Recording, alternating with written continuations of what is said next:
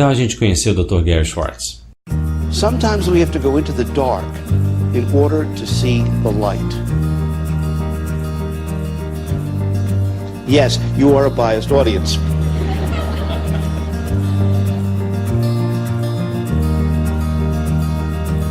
And so we were forced to the conclusion that some mediums are real. I have a disease called science.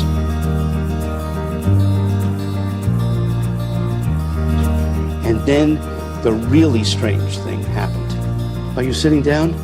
You're supposed to say yes. Okay.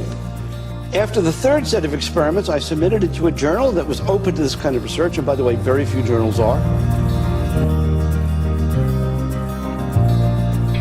Of their contributions, including Mr. Kardec and all of the individuals that were shown in that video, sometimes we have to go into the dark in order to see the light.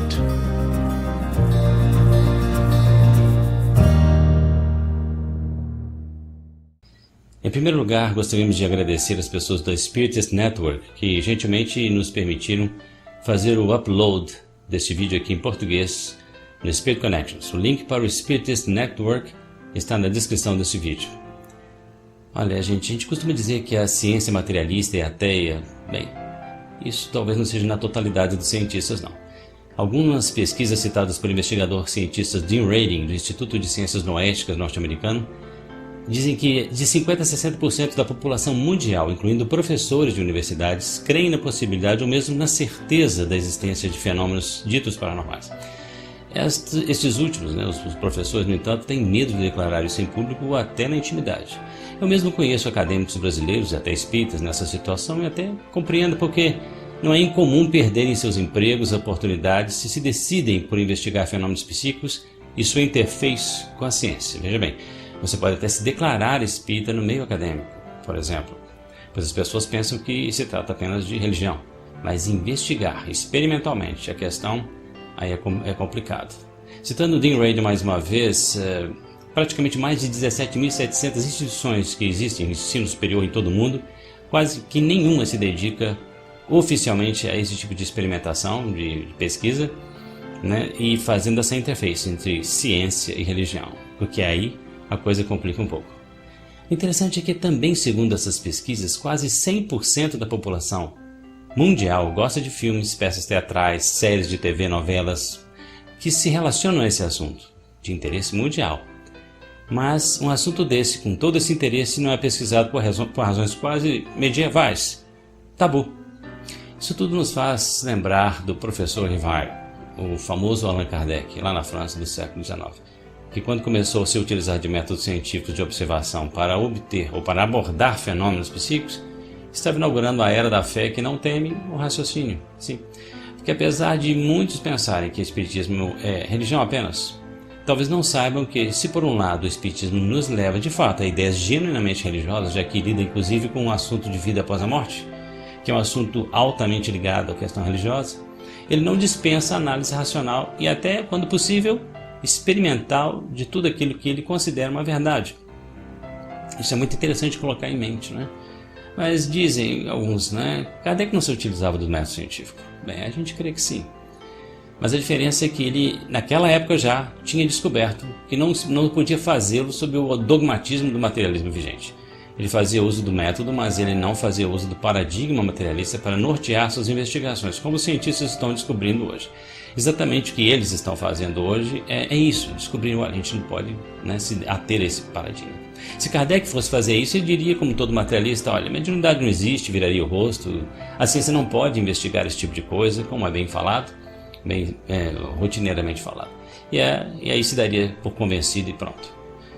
Então começou por Allan Kardec entender que a mediunidade era algo real, como todo aquele que se dedica à investigação meticulosa dos fenômenos conclui. Bem, não importa que experimentos estejam sendo exatamente feitos, o que é mais significativo é que desde a época de Kardec as evidências têm sido tão grandes em número a favor da ideia do espírito. E aliás, eu diria desde os tempos antigos, inclusive, que a gente possa entender que Este caminho para essas descobertas depende da dedicação de cada um pessoalmente, com a mente aberta, mas com os pés no chão para evitarmos fantasias.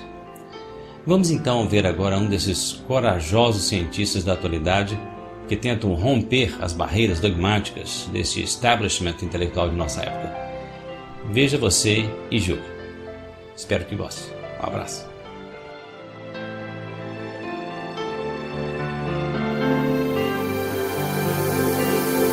Spirit Connection.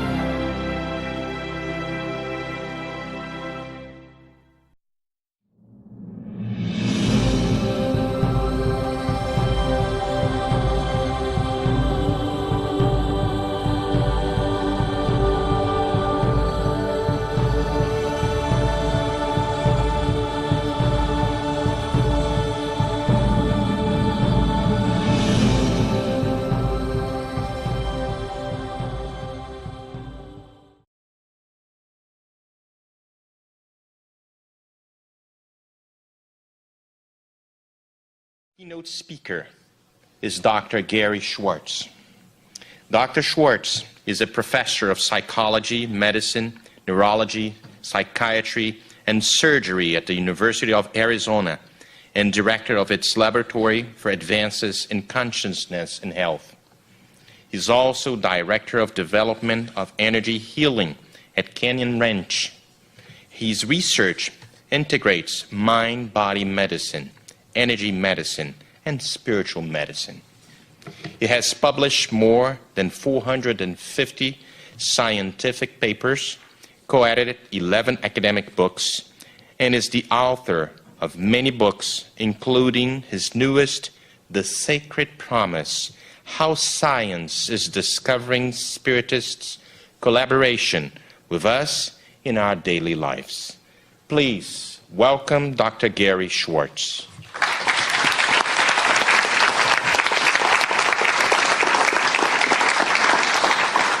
Thank you so much. Thank you.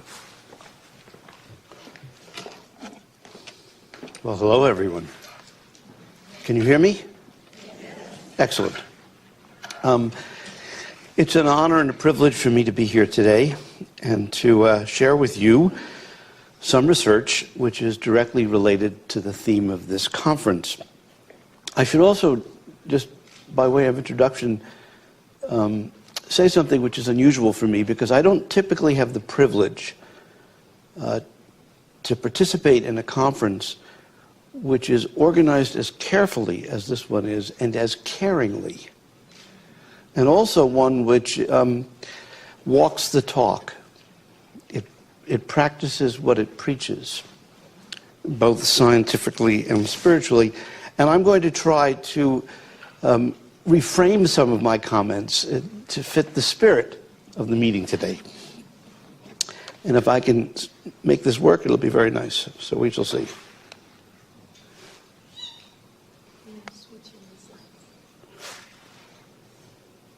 It says next. Oh, it did? Oh, okay. I think we have the wrong... We are working on fixing that. Yes, you have the... I think that's my presentation on for tomorrow. But I will... I'll start with the following question. Part of the reason that I began doing research on the question, the scientific question of, is spirit real? And if so, can spirit play a meaningful role in our individual and collective lives? Partly began because of my research in energy and energy healing, where I published a book called The Energy Healing Experiments, there it is, which actually summarized almost 5 years of research, which was actually funded by NIH in a center that we had at the time called the Center for Frontiers Medicine in Biofield Science. And one of the things I observed was that when I asked very distinguished healers from all different persuasions, what percentage of what they did would they describe as, quote, intuitive? Meaning that they were not just following the procedures that they were taught, but they were being creative and open in the process. Virtually everyone said that more than 50% of what they did was intuitive. Now, what do they mean by that? Well, they meant, for example, that they would invite some sort of universal energy, some sort of intelligent energy, some sort of divine energy to come into them and through them that would work for the best and highest good. They would often report receiving assistance from deceased physicians or nurses or others, and would sometimes see them in the therapeutic context. If they were Catholic, for example, they might describe the presence of specific angels or gods. And the question as a Western scientist that I raised was, are these people simply weird? I mean, are they fooling themselves? Or are they sensing something deeper that many people, certainly in Western society, are not? And the conclusion that I've come to is that they are. And that this journey, which I'll share with you briefly today, in part reflects my own scientific journey to how I came to this conclusion. Now, I should begin by sharing with you something from my background in physics, because it sets the stage for what we will return to. It has to do with a lesson that I learned many years ago when I was a professor at Yale, and it goes as follows. You know, if we are out in the country and it's there are no clouds and it's no moon, and we look up at the sky, we can see hundreds of thousands of stars with the naked eye. How many of you have actually been out in the country on such a night and witnessed such a thing? Most of us have. It's truly extraordinary.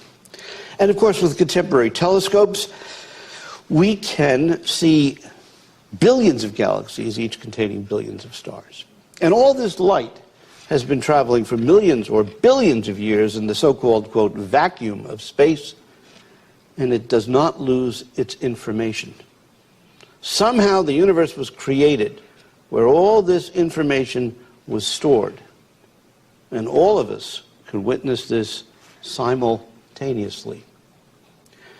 And yet, during the day, when we look up at the sky, and if it's, again, no clouds, it's a bright sunny day, what we see is a blue sky.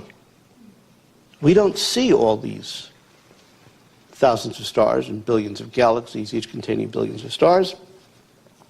And the question is, what happened to all that starlight? Did it simply disappear? Or is it all there? It's just that we can't see it because we're blinded by the brightness of the closest star in our vicinity, which we call the sun. Well, that is the explanation. And so the message that came to me, the soundbite, if you would, the take-home story was, sometimes we have to go into the dark in order to see the light. Sometimes we have to go into the dark in order to see the light. And we're going to return to this question when we start looking at the advent of contemporary technology, which is going to enable us to look into the dark and see the possible light that we typically miss in a room like this. Now, people vary in their beliefs about all of this, and I speak to many different kinds of audiences, and I never take for granted what the mix is going to be, because we have three different kinds of beliefs. We have disbelief, which is, by the way, I was raised as in essentially an atheist home. It was ashes to ashes, dust to dust, case closed. That was also the scientific world in which I was raised. And then there's a second category, which is unsure, agnostic. We're not sure what we believe, and we want to learn more. And then there are people who believe, either because of their upbringing or because of personal experience. They've come to the conclusion that there is a greater spiritual reality, and spirit is all around us. For example, when Einstein was asked the question, do you believe in immortality? He said, no, and one life is enough for me. So let me just quickly ask the audience here, how many of you at this point would say that you are skeptics, that you currently believe that it's ashes to ashes, dust to dust, case closed? I don't see one person raising their hand. There are no brave skeptics? Do I see one? No. Okay. How many? I do see one. Thank you. Do I see two? No. Okay. How many of you would say that you're agnostic? You're not sure what you want to believe, and you're looking for more information. I see one. I see two. I see three. Okay. So how many of you at this point would say that you believe that you are convinced that the greater spirituality? Please raise your hands. Yes, you are a biased audience. Okay. That's going to make this presentation very easy to give, and I'm not surprised by that. But what I would like you to do is, if you would, try to leave whatever your beliefs are at the door. And then let's take a scientific journey, seeing what the science can tell us about all of this, and therefore then consider its implications for healing. Does that make sense? And we're going to do all of this in about 40 minutes, because I would like to keep us on track. Okay. I've written 3 books in this area, and we'll consider the first 2 very briefly, and then the third in somewhat more depth, the most recent one. The first was called The Afterlife Experiments, Breakthrough Scientific Evidence of Life After Death, and it addressed one fundamental question, and that is, are any mediums real? And we're going to hear a conversation in more depth about medium research later today, because I was raised that there are no such things as mediums, and all of this is impossible. The second book, called The Truth About Medium, Extraordinary Experiments with the Real Alison Dubois of MVC's Medium and Other Remarkable Psychics, addressed this question further and also looked at some very sophisticated kinds of experimental designs that could address this question. But the third, the one that we're going to focus on today, is called The Sacred Promise, How Science is Discovering Spirit's Collaboration with Us in Our Daily Lives, because it's the one, of course, that is most relevant to the theme of this meeting and shows some of the latest work. So let's talk about the afterlife experiments very briefly. Do any of you recognize the person on the far left? Who is that? Yes, that's John Edward. He is a medium who, some of you may know, became very distinguished, has had multiple television shows and written many books. When I met John, he was a young person, and he participated in 3 experiments in our laboratory before he became famous. And you can see him there. Let's see if this is actually bright enough. It's not, but I have I think, a brighter pointer, which would be nice. I don't usually use it. No, it doesn't work anyway. Well, maybe you can see it tiny. That's all right. He's on the left. And the person on the right, whose beard is not at all gray, is me, using old-fashioned monitors and so on, because we were recording EEGs and EKGs from both the medium and the sitter. And I'm not going to, even though it would be fun, take you through this research because, not only because it's over 10 years old, but because it's going to just confirm what most of you already believe. Some mediums are real. They're not all frauds. They're not all engaged in cold reading. It's not all experiment or error. It's not all rater bias. There's a real phenomena here, and you'll see more of that in the next book.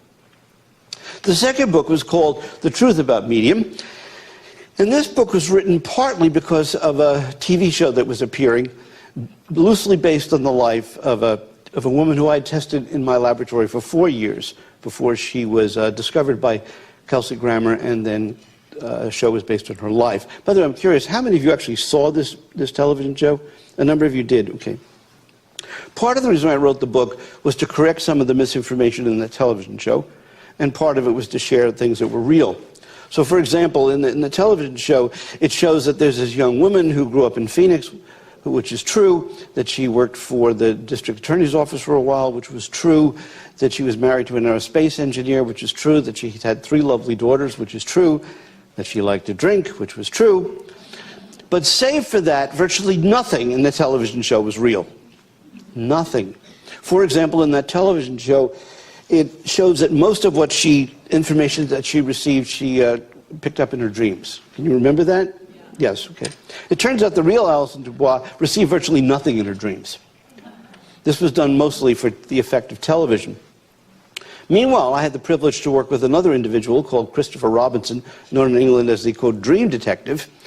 And this is a man who literally goes to sleep every night and receives detailed information in his dreams. And we did what was called the 10-day in Arizona experiment. And I was forced to the conclusion by the data that he was doing something very real. In fact, I used to joke and say that Christopher Robinson is the real Alison Dubois. But in this book, one of the things I did do is I shared the results of research, which was just then being published in a peer-reviewed journal, with the following title: Anomalous information reception by research mediums demonstrated using a novel triple-blind protocol. That's scientific jargon. But let me explain what it means in plain English, and I'll briefly show you the results. The gold standard in biomedical research is what's called the double-blind experiment. So, for example, if you were a participant, you were receiving a medication, you would be kept blind to whether or not the medication that you're receiving was an active medication or it was a placebo. And you'd be told ahead of time, you may or may not be receiving the active medication, and only afterwards would you know what you had received. And let's say I was the prescriber. I was giving you the medication. I would also be kept blind.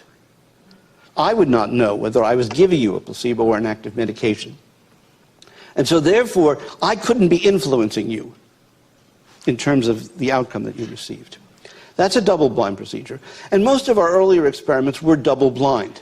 Medium, meaning that the medium was kept blind to the identity of the sitter and information about the sitter, and the experimenter was kept blind to details about the information regarding the sitter, so that the experimenter who was running the experiment would not know the details and could not influence the outcome. However, the sitter, the person who wished to hear from their deceased loved ones, they were typically present when the reading was there. They knew which reading was theirs. So the question is, how do we eliminate that, make them blind as well? Answer, you don't allow them to attend the reading. They're not present when the medium's actually attempting to gain the information. So what happens is the experimenter serves as a, quote, proxy sitter. And the way it would work, for example, is imagine that you are in this experiment, but you're not present when the reading takes place. And let's say one of you wish to hear from a deceased relative named John, and another one of you wishes to hear, let's say, from someone named Robert. Okay? And neither one of you know that the other one is participating in the experiment. The experimenter is then given the information of two names, John and Robert. That's all the information they have. You're not present, but what you do is in your mind, you request that your loved ones show up at the laboratory and participate in the research. The experimenter will then contact a given medium, now by telephone, which saves a lot of time and money and energy.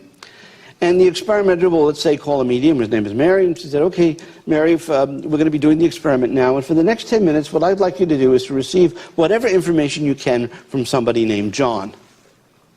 How many deceased Johns do you think there are in the universe? A lot. However, what this will do is it will enable the medium to at least distinguish between John and later somebody named Robert. And then the medium will be asked specific questions, says, what does John look like? How did John die? What did John do in his life? And so on. And again, she has no idea whether this information is correct or not. And then she would say, okay, now, Mary, we're going to move on to the second person. What I'd like you to do is to receive whatever information you can from somebody named Robert. Again, how many Roberts do you think there are deceased in the universe? A lot. But it's enough to discriminate between a Robert and a John. And then she would ask the same questions. Then, after that, all this information would be transcribed. And then you would later receive two readings, two lists of information, List A and List B. And you're told one of them is your deceased loved one, and one of them is a controlled. And now what you have to do is, if your deceased person was John, you score both readings for John. If you're, on the other hand, if your deceased loved one was Robert, you score them both for Robert. And whatever biases you have or questions you have, you're going to apply the same to both readings. And then after that, your task is to attempt to rate those readings and ultimately pick which one you think is yours. So now 3 people are blind. The medium's blind, the experimenter's blind, and now the sitter is blind. Hence, triple blind. Does it make sense? Okay. All of that is expressed in the following slide, which of course is very complicated, but don't worry about that. So the question is, what were the results? And in fact, what you can see, if the reading was the intended reading, which is the one on the left, you can see it's higher than the one on the right, the control. Ratings 0, 1, and 2 essentially were that I can't tell which is which, and I'm going to say it's chance. Ratings of 3 and above were, this sounds like my loved one, and then it turns out, as you can see, to be correct. And if you actually, there were 8 different mediums, by the way, in this experiment, and this ranks them from the biggest effect to the smallest effect. And you'll see that 3 of them showed very large effects, 2 of them showed moderate effects, or a small effect, 2 showed no effects, and none of them showed a reverse. Clearly a reliable result. And so we were forced to the conclusion that some mediums are real, that you can do this under extraordinarily controlled circumstances. My former postdoctoral fellow has now finished a quintuple blinded experiment, and she's gotten the same kind of results. But does this prove that the mediums are talking to spirit? No. All it tells us is that they're getting some sort of accurate information by some means. And the question is, how do we ever know where they're getting the information from? And to tell you the truth, I was stymied. I didn't know what to do. And then a series of events occurred in my personal life, which I approached as a scientist, and then I brought into the laboratory using contemporary technology, which then ultimately led to the conclusion that at least some of these mediums were getting some of this information directly from spirit. And I want to now take you through how I came to this conclusion. And you tell me, hopefully, whether you would come to the same conclusion or not. So let's take the first person on the left. Her name is Susie Smith. By the way, has anybody heard of Susie Smith? No, okay. I'm curious, by the way, how many of you read the book, The Sacred Promise? Anyone? Okay. Well, this will be all new to you, which is fun. Susie was a woman, when I met her, she was in her mid-80s. She had published, at that point, 29 books in the field of parapsychology and life after death. Susie's story, briefly, was that she had been a journalist, a skeptic, who in her early 40s, and she was not married, her mother passed away. And she was very close to her mother, but she just assumed that it was ashes to ashes, dust to dust, case closed. And then a few years later, she chanced upon a book called The Unobstructed Universe by E.B. White. Some of you may have heard about this book, which then opened her mind to the possibility of life after death. And as she was walking, she was in Salt Lake City at the time, with her little dachshund named Junior, she asked in her head, she said, "Mother," she said, "if you're here, could you somehow give me a sign?" And as Susie described it, she then was overwhelmed by the sense of the presence of her mother. But being a questioning person, Susie didn't know if this was just her emotion, if it was just her wishful thinking, or whether her mother was really here. And because Susie had received a small inheritance, she was able to take some time off and explore this. She actually went to Duke University. Some of you may be aware that there was a parapsychology laboratory there at the time. She then went to New York to the Parapsychological Foundation, which was headed by a very distinguished medium in her day called Elaine Garrett. And Susie then began writing academic books for Elaine, but she couldn't make a living at that, so she then started writing public books for the general public. And Susie's journey then continued. Susie became my adopted grandmother. She used to call me her illegitimate grandson. And as Susie was fond of saying, she couldn't wait to die so she could prove that she was still here. And then one Sunday in February, she had a massive heart attack and passed away. And all of a sudden, now I, instead of merely being a scientist witnessing other people grieving their loved ones and observing them in research, there was now someone that I had loved who had now passed away since the research had begun. And also Susie was not just a typical grandmother, she was an authority in the field. So I decided that I was going to become a research sitter. I was now going to sit in the chair and see what was going on. And I did multiple readings with multiple mediums under blinded conditions, and these readings were extraordinary, and I wrote about them, about some of these, in the Truth About Medium book. But despite all that information, did that prove that Susie was still here? No. It was consistent with the hypothesis. Meanwhile, I'm wondering, boy, if Susie's still here, she's probably pretty frustrated, because her adopted grandson, the skeptical scientist, is still questioning whether all of this work is for her, is for naught or not. I had no idea how she could prove this to me. And then strange things began to happen. About a month after she passed, I received an email from a medium who in the book I called Joan, then an unknown medium. Joan, at that time, she was a housewife. She worked at a bank. She had a young son, happily married. But she had been psychic ever since she was a young child. And she emails me to tell me, she says, Dr. Schwartz, she said, please apologize. I don't mean to bother you, she says, but there's this deceased woman, older woman, who's been hanging around my house, saying that her name is Susie, and she has messages for you. Now, I receive strange emails from time to time, but this one was really interesting. I said, could it be that Susie was actually showing up in the home of an unknown medium? In scientific parlance, this is called a drop-in. It's a technical term in medium research. So I emailed her back, and I said, thank you, Joan, for emailing me. I said, of course, I do not know whether this information is accurate or not, or whether it is Susie, but if you'd like, you can email me and share with me this information, and then I'll score it, and we'll see how much of this is accurate. So she did. She was brave enough to do this. And as I looked at this information, I discovered there were two kinds of information. One which I'll call watching over information, which is where Susie would be describing things that were going on in my current life. And then other kinds of information I would call warnings, be they positive or negative, about things that were going to happen in the future. And I said, could this really be Susie? Now, I've been practicing science now for almost 40 years. I have a disease called science. I can't help but when I hear somebody tell me something, I immediately translate their belief or their claim into a question. That question then becomes a hypothesis. The hypothesis then becomes operationalized, turned into an experimental design, and then I want to do an experiment.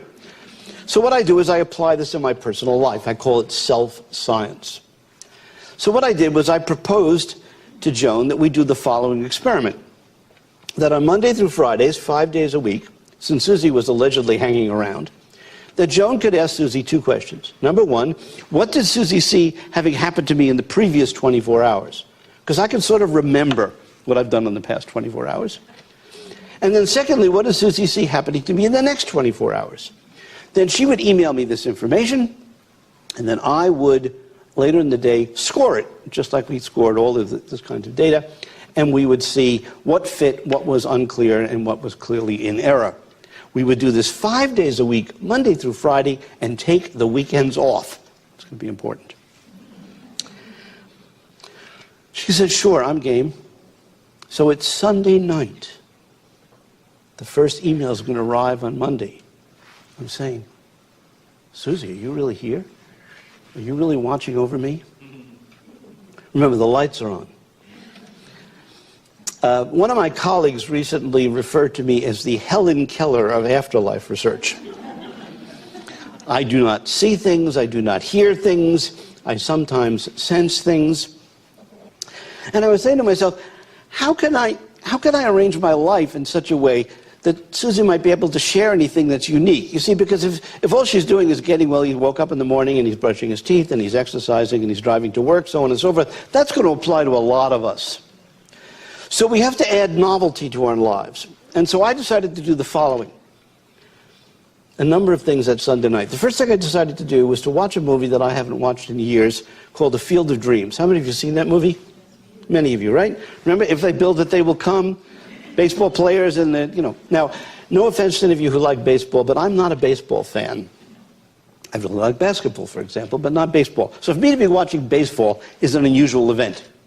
Secondly, I decided to order in Chinese food. Now, in those days, I was single, And I did not eat Chinese food at home. I would eat Chinese food in a restaurant. I would typically order an Italian food. But that night I had Chinese food delivered. The third thing I did, which is very novel, I never did it before, I never did it again, and I don't recommend it. What I decided to do was to watch the movie lying down in bed, eating Chinese food with chopsticks. It is messy. So that's what I did. The next afternoon, when I went to my email, there was an email from Joan, the first one. And midway through the email, she says, Susie's showing me something about baseball. That you were watching baseball last night. Now, by this point, I have witnessed many hundreds of research readings. Mediums don't typically mention baseball, nor do I watch baseball. Check. Then she says, Susie's showing me that you're eating some sort of foreign food, she says, foreign food. But Italian food, of course, is foreign, although you could say Chinese food is more foreign, so I just made that as a question mark. And then she said, she says, Susie's not showing me that you're eating in the kitchen. She says, she's not showing me that you're eating in the dining room. She says, I don't understand this. But she says, Susie is showing me that you're eating this reclining. I said, Well, we did this 5 days a week, Monday through Friday, for approximately 10 weeks. And Joan's average accuracy was over 80%. I looked for hidden video cameras. She seemed to be the real deal. But was this proof of life after death? No. All it proved was that Joan was psychic, that she was getting information. And I had no idea how Susie could possibly prove to me if this was really heard. And then the really strange thing happened. Are you sitting down? You're supposed to say yes. Okay. I was on the East Coast traveling. In those days when I would travel, of course, I wouldn't tell Joan where I was going to see whether novel information would show up or not. And on a Saturday morning, I was being driven to the home of a family, elderly people who were Holocaust survivors. And their younger daughter, who was actually in her late 40s, had recently died of a brain cancer. And her older sister, the one who had asked me to visit with the parents, asked me if I would come talk to her parents and tell her about the research I was doing, because maybe it would give them some hope. And as we were driving in the car, the older sister was telling me just a little bit about her sister. And she said, Gary, she said, boy, she says, I wish that my parents and I could have a convincing reading with a credible medium that would really help us believe that she was here. Meanwhile, I'm thinking to myself, I've been receiving readings 5 days a week for free from a woman I had yet to meet physically, who was giving me all this accurate information. And I was just wishing that this family could have such an experience. I was feeling guilty. But of course I couldn't say anything. Well, the next morning, it was a Sunday. I checked my email. There's an email from Joan. Now remember, she would email me in those days Monday through Fridays and not on the weekend. So why had she emailed me? She says, Dear Gary, she says, please forgive me. I apologize for writing you this weekend, but something unusual has happened and I need to, and I've been instructed to send you this information. She said, I was driving in the car yesterday, which was Saturday, parenthetically around the same time that I was driving in the car. And she says, Susie shows up in my car with another person. Now, I don't know about you. How many of you, by the way, are mediums or see spirit? Anybody? A few? Okay. Well, you can imagine it must be a little bit distracting to have not one but two formerly physical people, as I now refer to them, show up in your car. Well, Joan did the right thing. She pulled over to the side of the road, asked Susie what she wanted, and Susie said, I brought along this other person, and it's important you do a reading immediately. Joan was kind enough and did so, wrote detailed notes about this. She said, now what am I supposed to do? She says, email this information to Gary. He'll know what to do about this. So she did. So now I've got this strange email. I'm saying, who could this woman be? And then it hit me, was it possible that this was the sister of the family that we were seeing? Because Susie's supposedly watching over me. I'm thinking about Susie, lamenting the fact and wishing that this family could have an experience. Meanwhile, this woman is talking about her sister in the car. Susie and the sister meet each other. Susie gets the idea that I'm going to bring this person, because I've got a medium who was open to me, and get a reading. Of course, I never heard about this before. I said, how am I going to find out? There's only one way. I'm going to have to call this sister and read her this information and get her to score it. But how am I going to explain this? Well, I finally mustered the courage, and I did. I told her I never received an email like this before, and would she be willing to score this and see whether it fit her sister? So she did. And much to my amazement, after about an hour of the detailed scoring, the information was over 80% accurate. But there was one particular item which was the tipping point for me. Midway through the reading, Joan writes, this woman is showing me something about an eagle. She's saying an eagle is very important in her life and to her family, and to make sure that the family hears this. I'm saying eagle? Again, I've witnessed hundreds and hundreds of readings. Mediums don't talk about eagles. Meanwhile, the sister on the other end of the phone is sobbing. Why? Turns out her younger sister loved eagles. She had a passion for eagles. She collected paintings of eagles and statues of eagles. And at the memorial service, instead of putting her ashes up at the altar, instead they put one of her favorite French glass carvings of an eagle. They played the song Fly Like an Eagle. And later the family actually sent me a videotape of the service so I could see this. Meanwhile, I'm thinking to myself, one deceased person can bring another deceased person under controlled conditions to a medium? That's an interesting research paradigm. And what was born was what I called the double deceased paradigm. Now, the question was, how am I going to bring this into my university and explain this to human subject committees when these people are so skeptical about all of this anyway? I figured, well, I better collect some more data. So I did so in my personal life. For example, a physician and his wife contacted me. Both of them had had a number of loved ones pass away in a few-year period, and they were having some unusual things taking place in their house. And they wanted to know if there's any way to determine scientifically whether this involved one of the more of their deceased loved ones. And I said, one of the ways that we could do this is to test something that I'm exploring with, and this is to invite one deceased person to bring your deceased relative to a medium under controlled conditions. And they said, gee, let's try that. So I then invited Susie in my head to bring this family, which I knew next to nothing about, deceased loved ones, to this medium. I then emailed her. At this point, we were not doing it every single day. And I said, dear Joan, I said, I met a family, I didn't say who or where, who have deceased loved ones, didn't say any details. I said, Susie's going to bring them to you. Would you be willing to listen to Susie and do readings for these people and email it to me? And then what I'll do is email it to the family and have them score it. She agreed. Sent a blind CC to the physician and his wife. 24 hours later or so, I received this long email, which I then pass on to the family. Physician writes me back. And it was a subject heading I never forgot.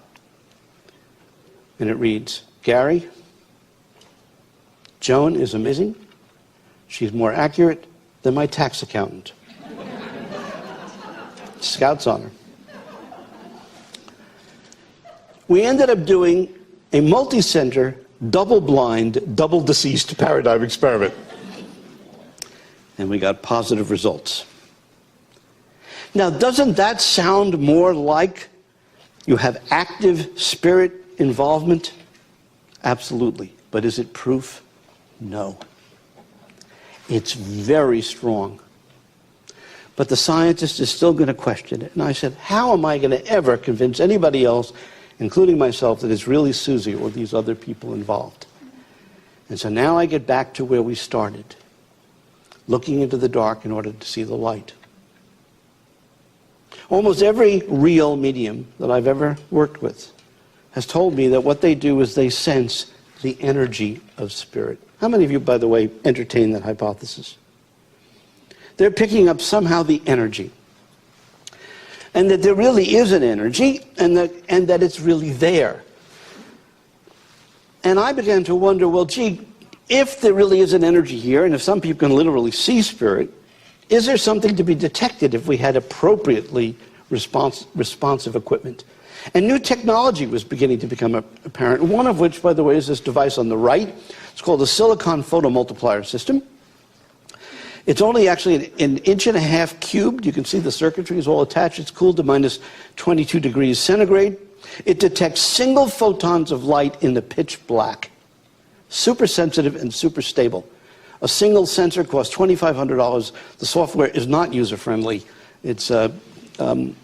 But I wondered, could we adapt this technology and then put it literally within a box, within a box, within a box, and then invite specific spirits on specific trials to go into this chamber, and could we detect the presence of their alleged photons?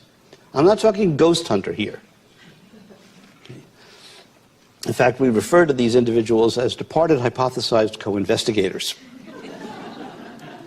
So we began to do this research. And the research turned out to be very interesting. So let me give you the very first experiment. The two bars on the left show a set of conditions where the far left bar was when we would invite specific spirits to come into the chamber, and we would record the amount of photons per unit period of time, versus identical length trials of baseline where they were asked not to be in the chamber.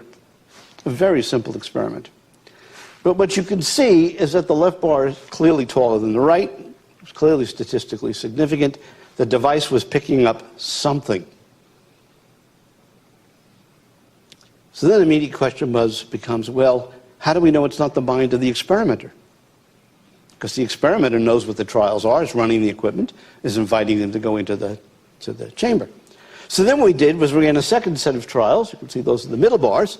And now what we asked to do is we asked the experimenter to try to put his mind into the chamber. So he knew what was a real trial and what was a controlled trial. And now he's going to try to project his mind into the chamber.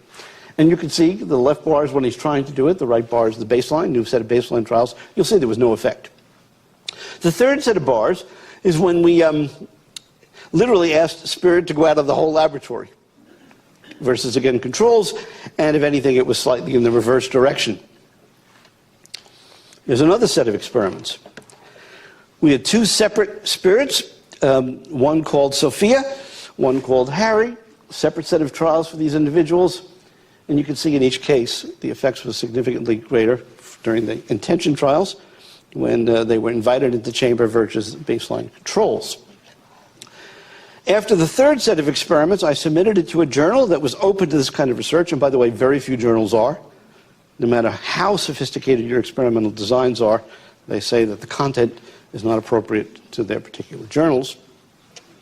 And it would ultimately went through the peer review process and was accepted for publication. Pretty extraordinary. But is this proof? Well, the problem is that the experimenter is still present in the room. The experimenter still knows when the trials are taking place. How are we going to get rid of the experimenter? And then the following logic came to me, and that was get rid of the experimenter. How do we do that? Well, what we do is we have a computer programmed to run the entire experiment when nobody is there. And we used even more sophisticated equipment, a super cool low-light CCD camera system, which is here. I won't take the time because we're running out of time. This is the software system that was used to run this. Again, the details are not important. But the critical thing was, here's the way it would work. At 4 o'clock, the experimenter, my then research assistant, would, with a prescribed script, read out loud and say, okay, so Sophia and Susie, for example, this evening, please come to the laboratory and follow the instructions on the screen because we're going to run another experiment. He would then start the computer program up, leave the laboratory. At 11 o'clock, the computer would come to life, and then the computer would pick a random number to determine when the experiment would actually begin. So not only was no human being present, but also no human being knew exactly when the experiment was beginning. So let's say the experiment began at midnight. Now what what happened is the PowerPoint would come to life. And for example, it would say, welcome, Susie, we're about to do the experiment. And we're going to run another session, just like we did before when we did it with the human experimenter present, except now it's only going to be, visual. And by the way, the actual voice of the experimenter reading the instructions on wave files was being presented. And then we'd have baseline trials, and then we'd have them go into the presence of spirit trials, and then we had post-baseline. And we did the same thing for 2 separate spirits with a break in between. The next morning, the experimenter would come in, and the data would be collected. How many of you have cell phones? Most of you do, right? Do you have to be present or even have your cell phone on in order for it to pick up the message and record it? Of course not. You don't have to be present. And then you could later download, retrieve your messages. Well, that's what we did. Here's the result from the first experiment. It's obvious. Again, the details are not important here. This shows the actual averaged colorized images of the patterns that were observed. And what I want you to do is just to see that the far upper left were the preconditions, and the far right was the post. We had 2 separate spirits, Spirit 1 and Spirit 2. And you can see both of them showed an increase in overall brightness of the activity as was being scored. And Spirit 2, you can see, was even stronger than Spirit 1. And the bottom are another whole set of trials where the Spirit was never invited. Literally, the experiment was run just like it was during the entire night, except there was no Spirit invited during those control trials, and you can see there were no effects. Of course, I didn't believe it, so we ran another set of experiments. And those were the results. We then submitted it to a journal, and it was finally accepted for publication. Now, how do we explain that? The only thing that's left is somehow the unconscious mind of the experiment in the middle of the night, while everyone is sleeping, is going to the laboratory and trying to mess up the research, trying to deceive us into believing that the spirit, when it's really the mind of the experimenter. I think that's extraordinarily improbable. And now, for the past year, I've been doing research, which I'm not at liberty to share with you because of intellectual property issues. Because literally, it appears that it is possible to design equipment that's going to eventually lead to the actual reliable detection of spirit. So the question is spirit real, and can they really help us? Are they really playing a role in the healings, for example, and the processes that we're going to be hearing about for the rest of this meeting? Well, we've done even spirit-assisted healing kinds of intentions. And I don't have time to take you through this experiment, but we literally would have healers invite healing spirits to come into the laboratory and have their presence known, and you can see by these results, again, that the results were clearly positive, comparing pre versus post with in between. So I want to leave you with 2 thoughts. The first is what I call the Wright brothers moment, and the second is the meaning of the sacred promise. The Wright brothers moment message is as follows. A little over 100 years ago, there were no airplanes. We humans didn't know if we could fly, powered flight. Many people had tried and failed and lost their physical lives in the process. But on one fateful day in December in 1903, 5 people at Kitty Hawk witnessed the first powered flight. The first flight lasted all of 12 seconds. The longest flight, I think, was 59 seconds. The next day, they tried and failed because they needed a breeze, minimum breeze, to get the plane off. The third day, it then appeared. And although newspaper reports indicated that what they had been observed and so on, and photographs were taken, it took a couple of years before anybody seriously believed this. I want you to imagine the following. We are all at Kitty Hawk. It is 1903. There's none of these lights, none of these projectors, no cell phones, none of this. No airplanes. Could we have imagined then that within a few short generations there'd be these gigantic machines traveling hundreds of miles an hour, carrying hundreds of people, at speeds far greater than any animal had ever flown or ridden, and that these machines that would be flying 24/7. Do you realize that now, every second, somewhere on the planet, a plane is taking off or landing? Could we have imagined that these planes would be extraordinarily safe? I think it was over 74 million people flew last year. Could we have imagined that there'd be a brief period of time where you could get a good meal on a plane? Could we have imagined that radio would be invented, and then television would be invented, and then Game Boys would be invented, and noise-canceling headphones would be invented, and then ultimately the World Wide Web would come to airplanes, and most amazingly of all of us would take this for granted. Could we have imagined that 110 years ago? I couldn't have. Well, I think the same thing is happening now. I think we're entering another Wright brothers moment. Because the truth is, the few people who now know about the research that we're doing, and in a few other laboratories around the world, those people who know, it's no longer a question, is spirit real? And can spirit play a role in our lives, even with this technology? The question is, what can it become? Do we have the courage and the imagination to take it to the next level? For example, I envision a day that we're going to go from the cell phone through the smartphone to what I call the soul phone. And literally, you're going to be able to dial someone that you want to speak to, and they can choose to take the call or not. You're not bothering them, just like you can call people or text message them, that people don't have to return your call. That we are going to take for granted that the greatest spiritual reality exists and that we can be in contact with it to the extent that we choose. And then it's going to be our wisdom in terms of who we contact and for why. And that has to do with technology, and we're doing this kind of research right now. But finally, it's a sacred promise. We're almost done. What does this title mean? Why did I decide to go public with this book? Well, there were three reasons.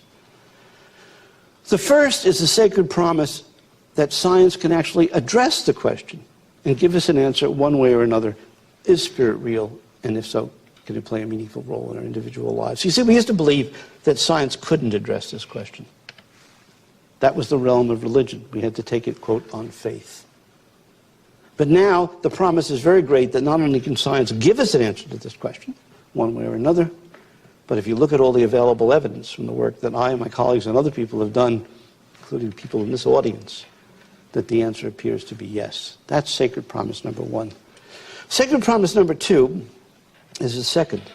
And that is, you see, you can't do this research unless there's a greater spiritual reality. We have to have collaboration from the other side. When I do normal research with subjects or patients, they agree to come to the laboratory. After they fill out the consent forms, they agree to actually follow the instructions and to try to do the best they can to produce reliable, valid data. If they don't show up, I can't do the research.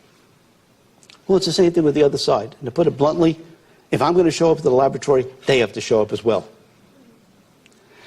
And what's happened is I've come to the conclusion that there are a group of very devoted people, beings, formerly physical beings, quote, on the other side, who are at least as committed to this research as we are.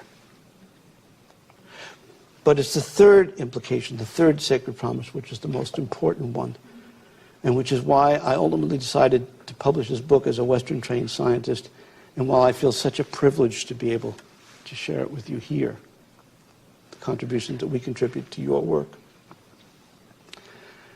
And I wouldn't have published this book if it had been the case. Because what I've been forced to the conclusion is that these beings, these spirits, they're not just doing this to prove that life after death exists. They really care about us. They care about this planet.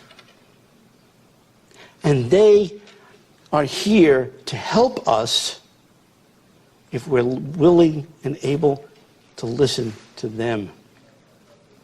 You see, I was raised to believe that we live in a spiritless universe. The vacuum is, quote, empty. The problems that we face are our own, to be solved by us, and after we die, it doesn't matter anyway. It's all over. That's how I was raised. But what if, instead of living in a spiritless universe, we live in a spirit-full universe? The vacuum is not empty. It is filled with the light of billions of galaxies and billions of stars, no matter where you look. You just have to be willing to look for it and know how to look for it. And that therefore, the solution to the problems is not ours, it's a collective ours. It's a collaboration between, quote, here and there. and that we have to expand our vision of reality, just like Einstein said we need to go beyond Newtonian physics to a broader physics, and now they're going beyond him. That's the biggest promise, and we're almost there. So the question is, can we honor the living presence of people who care about us? This slide I decided to keep. These are 6 people who were murdered in Tucson in January 2011. Some of you may be aware of this. Anybody recognize the people down below? Who is that? Gabby Gibbon and her husband, Mark Kelly. And some of you may know that Gabby actually did gave the Pledge of Allegiance, right? And her husband was interviewed and gave a talk at the convention. When my book, The Sacred Promise book, was being published, it came out in print 2 days after the Tucson shootings. And as a result, I could not publicly speak about this book. Tucson and the nation was grieving these people's deaths. And it's interesting, a sidebar, but it turned out the man who did these murders was doing lucid dreaming, and I had done some research on lucid dreaming, and somehow CNN, ABC, and so on found out about me through the medical school, so they interviewed me about lucid dreaming and its relationship to the killer. And so I was on the national news for this, and at no time could I mention this book. And then there was this major event at one of the stadiums at the University of Arizona. President Obama was there and so on. And comment was raised. He said, there was this little girl who had passed away. And he said he hoped that there were puddles in heaven, because this little girl used to like to walk in puddles. And he said he felt that we had a responsibility to make them proud. And it was treated as if it was a metaphor, as if they weren't there. But if there really is a living presence, then they were there witnessing this. It's just most of us weren't hearing it, weren't acknowledging it. Part of the transformation of consciousness, and you are going to be critical in this, because you're bringing it to healing, is that if all of this is true, and most of you believe that this is true, it's so much bigger revolution in our thinking than, for example, the Copernican revolution. That's child's play. Talk about paradigm change. These ideas are as old can be, and yet they're absolutely transformative. And I look to the Spiritist associations to carry the torch for this, because you people know, and you people are fostering this. And you give me hope, you give me inspiration to continue. So as we profit greatly from and enjoy all of the knowledge we're going to receive over the next 2 days, I'd like to leave you with the last thought, and that is, may the unseen forces be with you, and may we be potentially conscious of their contributions, including Mr. Kardak and all of the individuals that were shown in that video, and many more, who are enabling all of this and more to be possible. Thank you, and bless you.